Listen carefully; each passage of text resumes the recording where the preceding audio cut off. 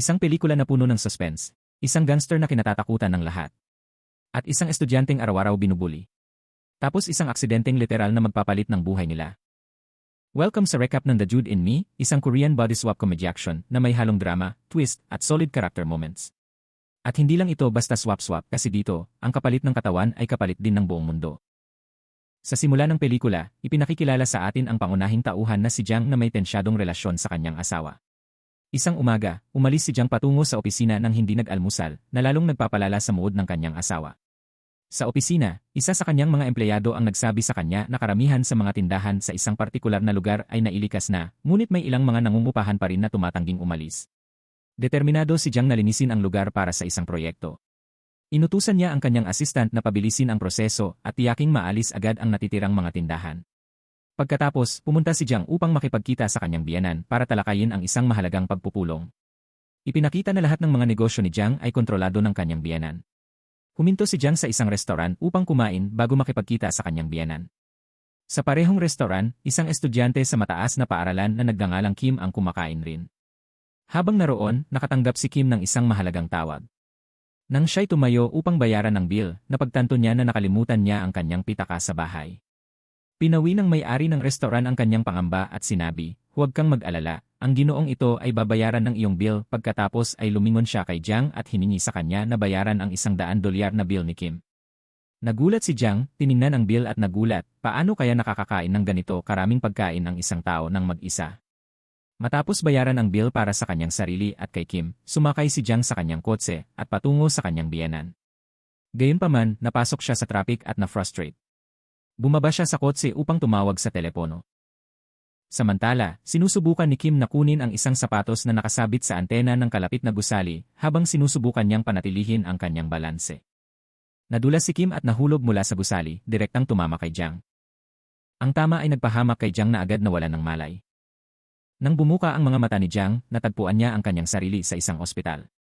Tinanong siya ng isang nurse, "Kumusta ang kalusugan mo ngayon, anak?" Sa pakikinig nito, nagulat si Jang, siya ay 35 taong gulang na at nagtataka kung bakit tinatawag siya ng nurse na anak. Mabilis siyang bumangon sa kama at tumakbo papunta sa salamin upang tingnan ang kanyang sarili. Ngunit sa sandaling makita niya ang kanyang refleksyon, hindi siya makapaniwala sa kanyang mga mata sa salamin. Nakita ni Jang ang parehong kabataang estudyante sa high school, ang bata sa restoran na binayaran niya noon. Dahil sa pagkahulog kung saan tumama si Kim sa kanya, nagpalitan ng katawan ang kanilang mga kaluluwa.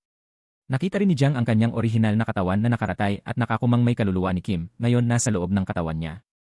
Dumating ang ama ni Kim upang bisitahin siya sa ospital, ngunit si Jang na nasa katawan ni Kim ay napagsalitaan siya ng walang kahulugan.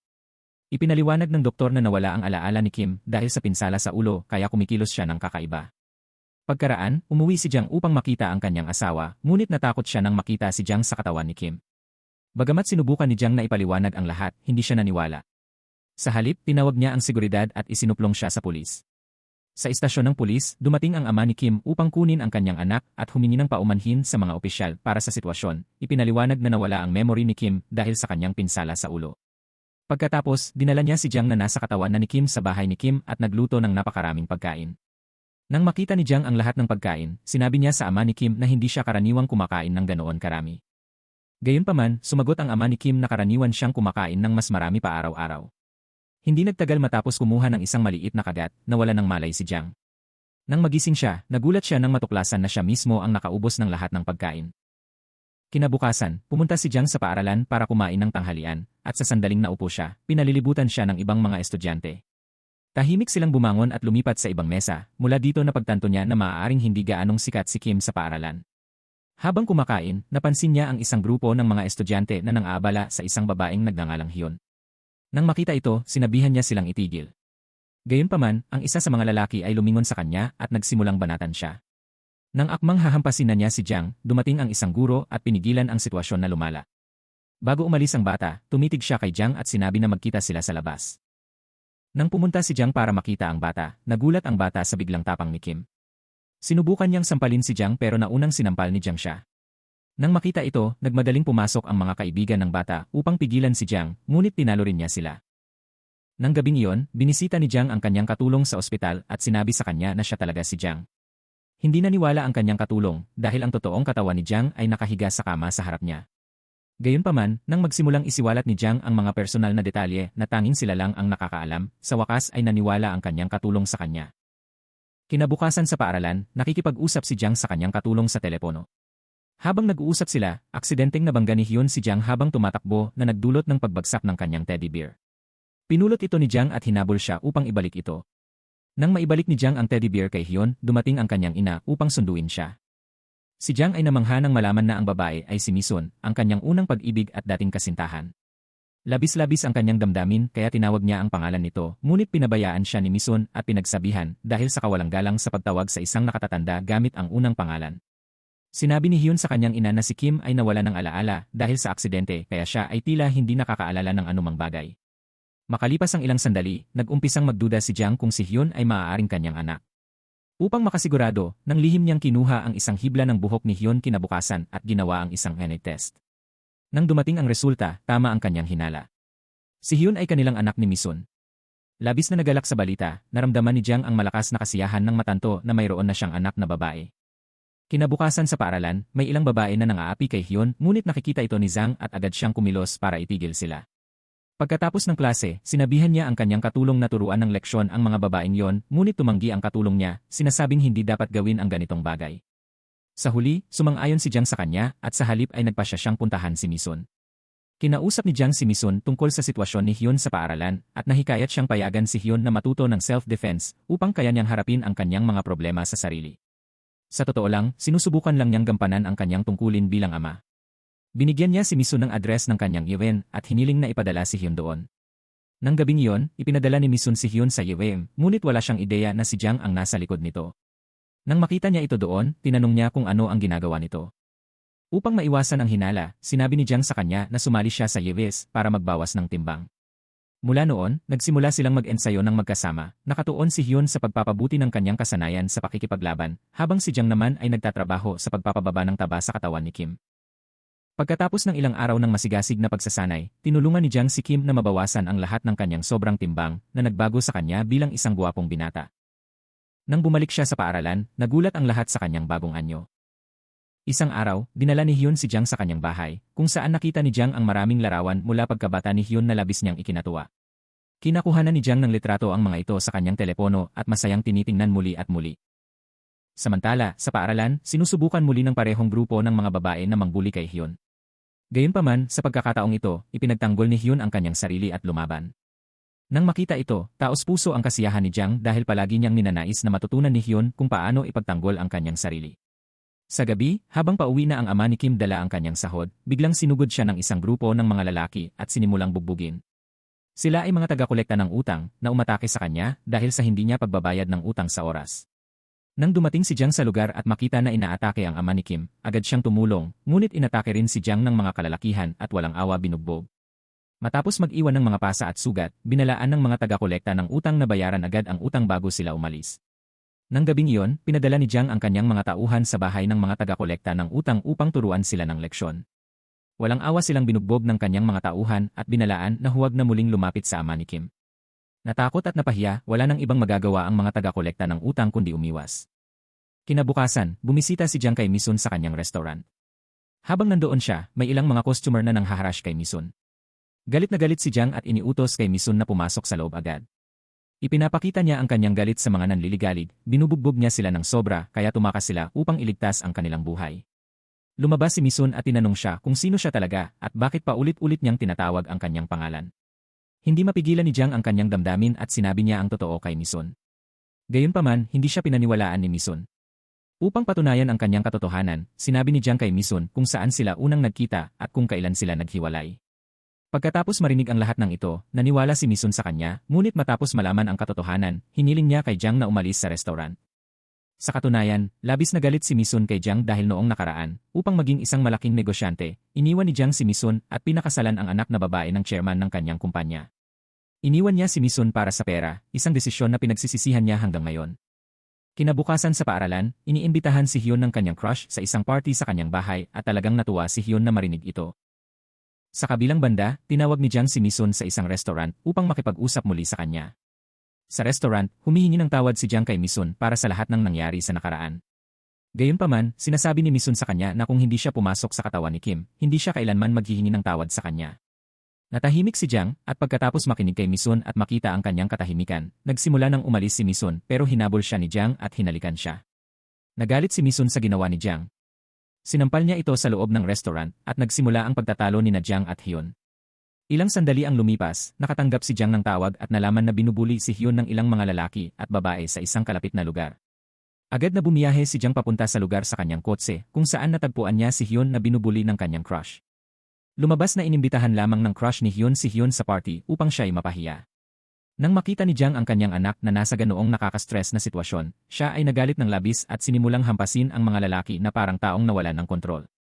Dahil sa ginawa ni Jiang, nagkaroon din ng lakas ng loob si Hyun upang ipagtanggol ang kanyang sarili at kasama si Jiang, tinuruan nila ng aral ang kanyang crush.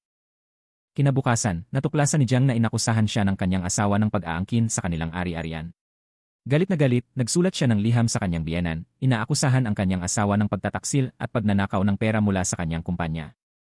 Sa parehong araw, may bagong babae na nagpahayag ng kanyang interes kay Jiang ngunit magalang siyang nagsabi sa kanya na umuwi at mag-focus sa kanyang pag-aaral. Bago umalis, binigyan siya ng babae ng regalo at umalis. Biglang dumating si Hyun at tinanong si Jiang kung ano ang nararamdaman niya tungkol sa babae, kung gusto ba niya ito. Matibay na itinanggi ni Jiang na mayroon siyang nararamdaman sa babae. Narinig ito, ginamit ni Hyun ang pagkakataon upang ipahayag ang kanyang sariling damdamin at hilingin kay Jiang na maging kanyang kasintahan. Ipinipilit na alam niya na gusto rin siya ni Hyun. Nalilito sa mga sinabi ni Hyun, agad na iniwan ni Jiang ang lugar nang hindi sumasagot. Pagdating sa bahay, ikinukwento ni Hyun sa kanyang ina ang kanyang nararamdaman para kay Jiang. Nagalit ng husto si Misun nang marinig ang pag-amin ni Hyun at mariing binalaan siyang lumayo kay Jiang. Kinabukasan, hinarap ni Misan si Jiang at nagsimula silang magtalo. Ipinagpipilit niyang malaman kung ano ang ginawa ni Jiang kay Hyun na dahilan para ituring siya nitong boyfriend. Iginiit ni Jiang na wala siyang ginawang hindi tama at ipinaliwanag na sinusubukan lang niyang protektahan si Hyun. Habang nag-uusap sila, dumating si Hyun at tinanong kung tungkol saan ang kanilang pinag-uusapan mag-isa. Hindi na mapigilan pa, inamin ni Jiang na mahal niya ang kanyang ina. Nagulat at nasaktan ng husto sa kanyang revelasyon si Hyun at lumingon at malungkot na umalis. Tinanong ni Misun si Jiang kung bakit niya nasabi ang ganoong bagay. Ipinaliwanag ni Jiang na pakiramdam niya ay wala na siyang ibang paraan upang baguhin ang nararamdaman ni Hyun at pigilan siya sa pagtangkang ligawan ito. Sa kalaunan ng pelikula, isang misteryosong lalaki ang nagtangkang patayin si Jiang sa ospital. Gayunpaman, nagising si Kim ngunit nasa katawan ni Jiang. Naguluhan at desperado, nakataka si Kim mula sa ospital at diretsong pumunta sa bahay ng kanyang ama. Nang makita siya ng kanyang ama, natakot siya dahil hindi niya nakikilala ang lalaking nakatayo sa harap niya.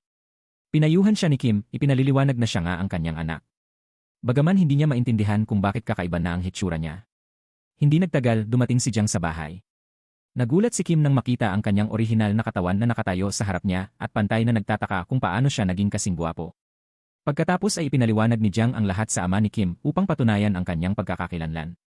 Ibinahagi ni Kim ang mga personal na detalye tungkol sa kanyang pagkabata at dahil sa mga alaala na ito, sa wakas ay naniwala ang ama ni Kim na ang kamalayan ng kanyang anak ay nasa katawan na ni Jiang. Nakiusap si Jiang kay Kim na tulungan siya. Pinatotohanan niya si Kim na magmukha eksakto sa kanya at dinala siya upang makipagkita kay Misun. Si Kim na ngayon ay nasa katawan ni Jiang, humingi ng paumanhin kay Misun habang nagkukunwaring si Jiang siya. Dahil hindi makilala ang katotohanan, naniwala si Misun na si Jiang ay bumalik na sa kanyang orihinal na katawan. Habang nag-uusap sila, dumating ang mga goons na ipinadala ng asawa ni Jiang para patayin si Jiang. Muli, sa pagkakita sa kanila, nagtago si Kim sa likod ni Misun at nagsimulang umiyak ng tahimik. Agad na pagtanto ni Misun na hindi ito si Jiang. Ang tunay na Jiang ay ang humarap sa mga goons at nagsabi sa kanila na pumasok sa loob habang siya ay nananatili. Humarap sa mga goons mag-isa, binugbog siya ng mga goons at malubhang nasugatan. Nang akmang papatayin na sana si Jiang gamit ang kutsilyo, bigla lumabas si Misun galing kusina dala ang gas cylinder. Binuksan niya ang balbula at nagsabi na kung hindi sila alis sa loob ng 10 segundo ay papasabugin niya ito na nagdudulot ng pagkatakot ng lahat sa sinabi niya at agad na tumakas ang mga goons. Misun breaks down, inamin niya na naghihintay siya sa loob ng 14 na taon na ang nakalilipas, ngunit ang walang katapusang paghihintay ay naubos na. Nawala siya ng kontrol upang pigilan pa ang kanyang nararamdaman. Niyakap niya ng mahigpit si Jiang at umaagos ang kanyang mga luha. Pagkaraan ng isang araw, tinawag ng biyena ni Jiang ang kanyang anak na babae upang makipagkita sa kanya. Ipinakita niya sa kanya ang liham na isinulat ni Jiang. Pagkatapos itong basahin, tinanong ng asawa ni Jiang kung paano maisusulat ni Jiang ang liham samantalang kasalukuyan siyang nasa ospital. Ipinaliwanag ng kanyang ama na ang liham ay isinulat 1 buwan na ang nakaraan. Nahuli sa hindi inaasahang pangyayari, hindi sinasadyang inamin ng asawa ni Jiang, wala naman akong karelasyon noon. Nang matanto ang katotohanan sa mga paratang ni Jiang, nagpa siya ang kanyang ama na tawagin si Jiang upang makipagkita sa kanila sa lalong madaling panahon. Pagdating sa lugar, nasa katawan ni Jiang si Kim. Samantala, nakaupo sa isang sasakyan ang totoong Jiang sa malapit, ginagabayan si Kim sa pamamagitan ng earphones kung ano ang sasabihin at gagawin. Gayunpaman, biglang naputol ang kanilang koneksyon, kaya't iniwan si Kim na gumawa ng sariling desisyon at hawakan ang sitwasyon mag-isa. Inaalok ng biyenan ni Jiang sa kanya ang posisyon bilang chairman ng kumpanya. Gayunpaman, nakikialam ang asawa ni Jiang at sinasabi na mayroon ding anak na babae si Jiang, kaya bakit siya lamang ang dapat sisihin sa kanilang mga problema. Si Kim na nasa katawan pa rin ni Jiang ay ipinagtanggol siya sa pamamagitan ng pagpapaliwanag na hindi niya alam ang pagkakaroon ng anak na babae hanggang kamakailan lamang, at idinagdag niya na nang makilala niya ito. Natanto niya ang kahalagahan ng pamilya at hindi na niya hinahangad ang anumang ari-arian sapagkat ang kanyang pamilya ay sapat na sa kanya. Pagkatapos maibigay ang taos-pusong pahayag na ito, umalis si Kim. Pagkalabas, ikinuwento ni Kim kay Jiang ang lahat na naantig sa kanyang mga salita. Niyakap ni Jiang si Kim nang may pasasalamat, ngunit sa puntong iyon, sinubukan ng asawa ni Jiang na mabangga si Kim gamit ang kanyang kotse. Agad na kumilos, itinulak ni Jiang si Kim palabas sa panganib. Sinubukan niya siyang iligtas ngunit siya mismo ang nabangga ng sasakyan. Pagkatapos, lumipat ang eksena sa isang ospital. Doon, binisita ni Hyun si Jiang na nakahiga at nasugatan sa kanyang kama sa isang mahina at emosyonal na estado. Inihayag ni Jiang ang katotohanan sa kanya at ipinagtapat na siya ang kanyang ama at nakiusap siyang patawarin siya sa hindi pagiging naroroon sa kanyang pagkabata. Gayunpaman, agad pagkatapos ng taos-pusong pagpapahayag na ito, biglang nawalan ng malay sina Kim at Jiang. Sa isang dramatikong pangyayari, muli nilang ipinagpalit ang kanilang mga kaluluwa, bumalik sa kanilang orihinal na katawan.